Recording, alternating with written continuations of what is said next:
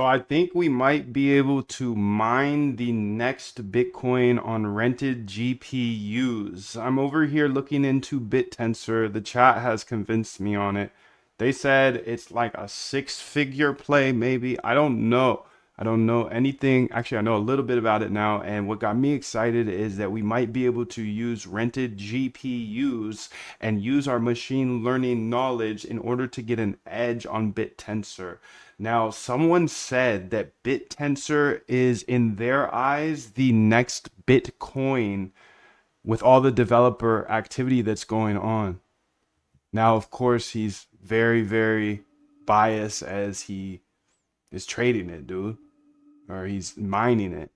He says to me, it's the next Bitcoin after watching the devs. Now, obviously, there's only a tiny, tiny, tiny percent chance there. Tiny percent chance, and there's never going to be another Bitcoin. But I get what he's saying, and I understand his bias. Danny says directional risk for sure, but no risk, no Rari. Oh my god! Because I was wondering, is this going to be like a something that you mine like Bitcoin at $2, right?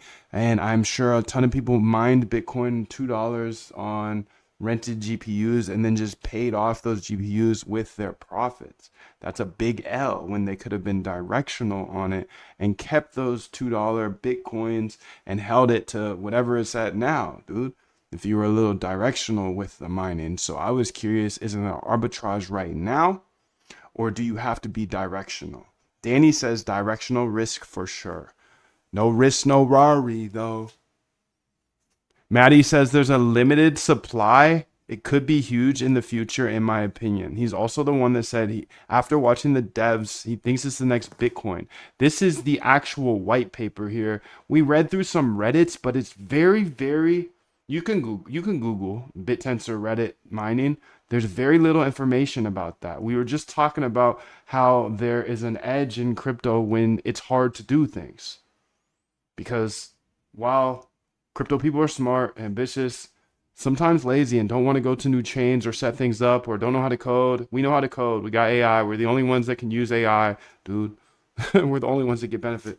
King Alfred says, looks like the token is trading between 250 and 700.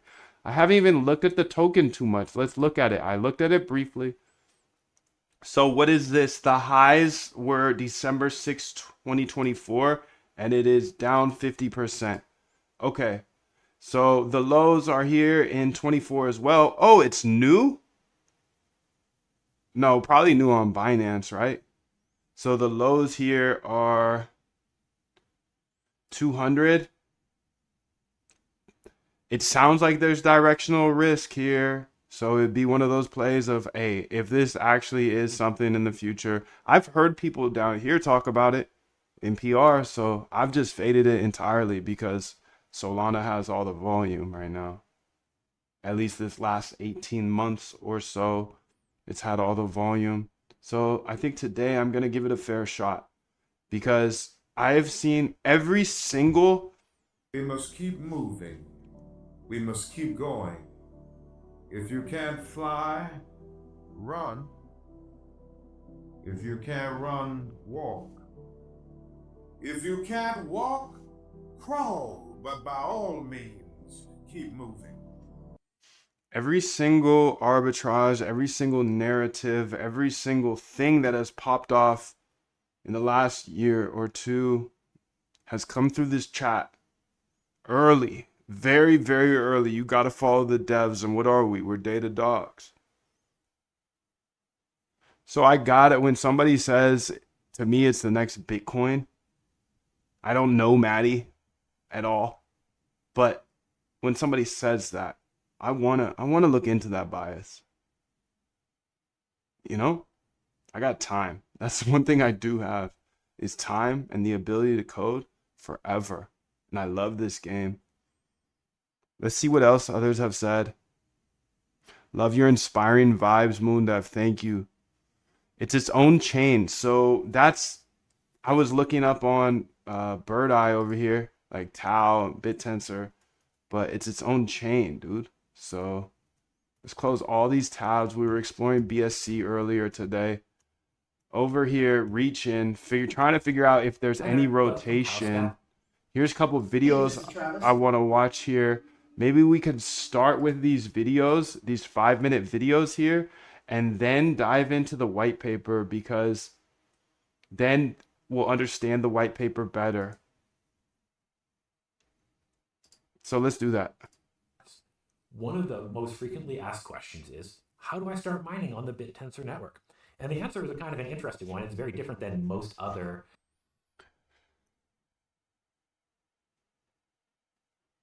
There's a tweet about subnet on Tau that uses 30 to 40% of the whole LLM mind share. It's either DeepSeek or OpenAI. Ask AI to read the white paper. I'm just gonna read the white paper. I ain't got time to read it yet, so I asked AI to summarize it real quick. Nice, dude. Yes, it's still early mining days for Tau. We'll see. I do want to see when was it launched because I see it Binance not that long ago. So it's called Tau here, BitTensor. Oh man, it's 7 billion market cap. Okay, so it's been around since back here in 2023. Okay, a couple years. Couple years late, Moon. Don't worry about it. Just a couple years late. Just a couple years. Blockchains is that you don't actually mine on BitTensor. The mining is done on the various subnets. And this image of a miner is actually created in subnet 19 by a miner. There are 32 subnets on BitTensor network. Each subnet is working on a machine learning problem or creating a digital commodity. As a result, they're all very, very different, and they all have very different requirements and different code for mining. So you don't actually, that's why I say you don't mine on BitTensor, you're actually mining on the subnets. Each one of the subnets has space for about 200 to 220 miners. That means that mining is also a competition. And if your miner has the lowest active key for a subnet, you're going to be deregistered when a new miner registers. So it's important to realize that not only is mining challenging in that you have to pick your subnet and then become an expert in that subnet, but it's also a competition against all the other miners. The way you pick which subnet to mine on is by doing some research. And at Towstats in our documentation, you can see a listing of all of the subnets. And for each one of the subnets, we'll have a link to the GitHub and a link to the hardware requirements for mining and validating on that subnet. The GitHub generally has a very good README that describes the steps that you need to do. It tells you a little bit about what the subnet is doing. And then it may also have links to other documentation so that to help you get started understanding what the subnet does and how the subnet works and how you can mine on that subnet. The min compute YAML generally has the hardware requirements, so you can see how many CPUs, whether it needs a GPU or a CPU, how much memory, what OS, et cetera, how much storage you need. Another way to do some of this research is to get into the BitTensor Discord. You can see each one of the subnets has a channel. You can see when I took this screenshot, there was actually a release for subnet 1. So as you read through these messages, you can get some hints, some tricks. You can read about mining, where people are struggling. And then you can also look up at the pin messages. That's generally where you will find the release notes, where you will find changes and things that the mods for this, the subnet owners have decided to share and have made important, so they'll pin them to the channel. Yo, why I got such ghetto internet out here, dude? 480? Why would you ever default me to that? Another way to learn about the subnet is to go to Towstats. And on the registration tab for the subnet, you can see how much it costs to register. You can Julius says BitTensor is just another ERC token. see that at this point for subnet 1, it's costing 0.05 tau. You can also see it changes over time. So maybe you're like, oh, this is a little high right now. I'll wait a few hours for the price to go down. That's fair. When you register a node on the subnet, you'll be granted an immunity period. And so that immunity period helps you go from 0 emission to a higher amount of emission so you don't get deregistered right away. You can see you can use the BitTensor command line. You can hit subnet hyperparameters. And for subnet 1, the immunity period is 4,096 blocks, which at 12 seconds a block is about 13.5 hours. Each subnet has a default miner that you can run. Now you can imagine with 200 plus miners running on a subnet, if everybody's using the default miner, you're not going to pull ahead. So everybody's modifying the miner, right? Everybody is making changes so that they're better than the other miners in the subnet. So you can try it with the default miner, but you might want to test it out and see what you can do to improve that miner so that you float to the top. Once you've tested out your miner, you've made your modifications, and you're ready to launch, you can use the again the BitTensor command line to register your hotkey, and you'll need a little bit of tau on the cold key to make that work. And now you're up and running. You'll want to track your incentive in the subnet metagraph. The incentive leads to emission, and then of course emission leads to the tau that you will earn. And as your emission grows, you can see. Hold up. And as your Daily 0.89. So he's making 400. a day, 400 a day, 416. And as your emission grows, you can see here in this chart, the orange miners all have immunity, and this blue guy right here is the lowest active key. So when somebody new registers, this guy's out. So you want to modify your miner so that when you come out of immunity, you're up here, or even ideally way up here. But you want to find your way up into this space where you're safe so that you don't get deregistered. And you can do the mathematics of like how long you need to stay active to pay for the registration costs and your machine costs and all of that. And you... Nah, dude, what did I just do here? He said that Ethereum has way more volume than BNB and others on CoinMarketCap. You're right, dude. Check out the USDC and USDT, though. Your own personal economics decide whether it's working for you or not.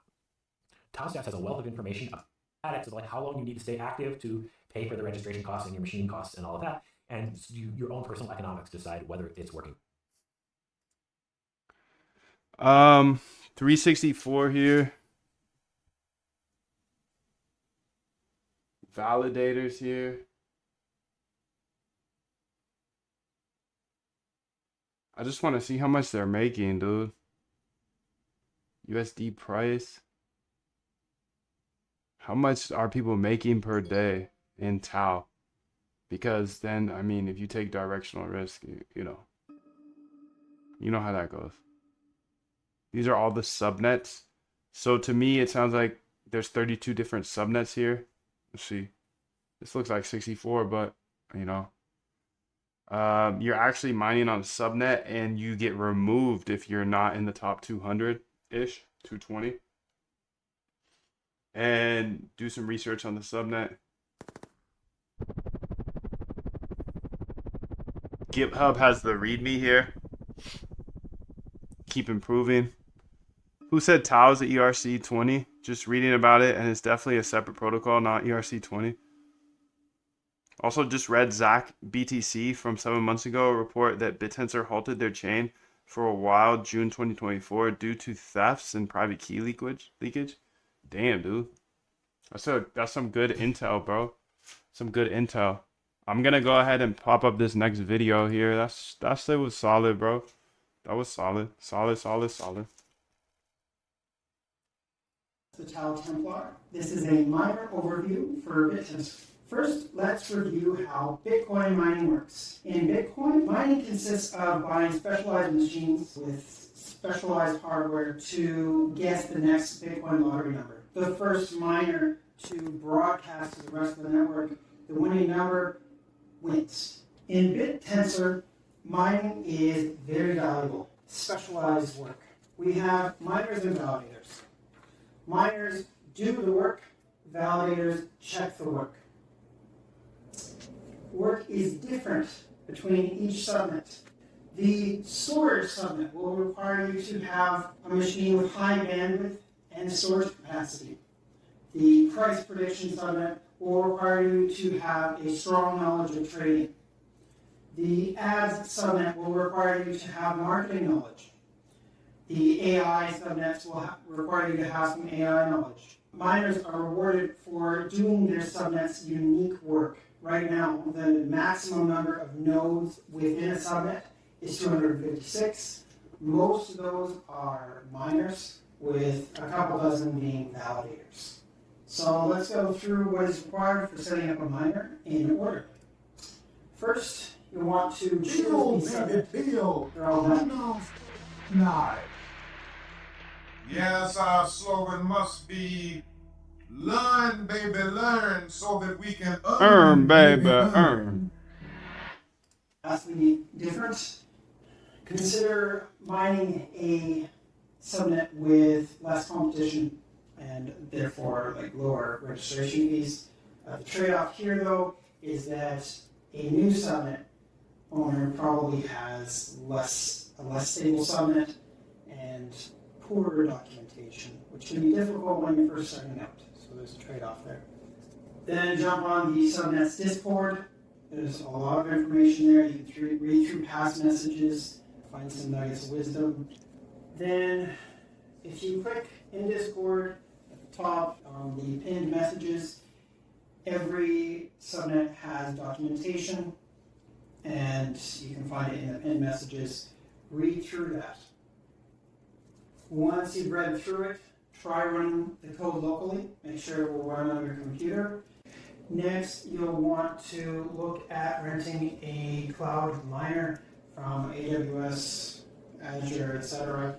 You're going to use the information you got from the documentation to figure out what sort of machine you'll need to rent from the cloud provider. Highly recommended to not buy something right away until you're more confident about the specs that you'll need. Next, you're going to want to get that cloud miner running on the testnet.